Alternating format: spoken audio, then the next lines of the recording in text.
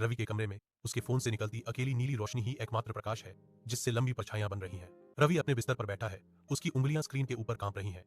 दिल टूटने का एक संदेश वहीं जमा हुआ है। उसके फोन पर क्षमा करें, मैं किसी और से शादी कर रहा हूं।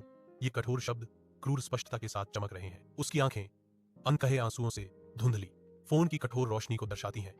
उनके भीतर दर्द का एक संसार है। गर्म आंसू उसके गालों से बह रहे थे जो फोन की ठंडी नीली चमक में हीरों की तरह चमक रहे थे। धीरे धीरे वह फोन नीचे करता है। विनाशकारी संदेश का भूत अभी भी उसकी आंखों के सामने नाच रहा है। सुबह की पहली क्रूर किरणें रवि को उजागर करती हैं। झुका हुआ और टूटा हुआ, उसका चेहरा पीला और आंखें रात भर की नींद से सूजी हुई हैं। वह अपने फोन पर एक संदेश को फिर से पढ़ता है।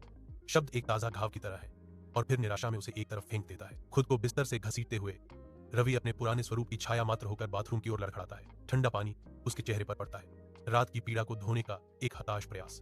जैसे ही वह एक गहरी कांपती हुई सांस लेता है, कांपते हाथों से रवि ने अपने पुराने दोस्त अमित को फोन लगाया। अपनी उजाड़ दुनिया में संबंध के लिए एक अंतिम याचना। रवि और अमित एक घुमावदार पहाड़ी रास्ते पर चढ़ते हैं।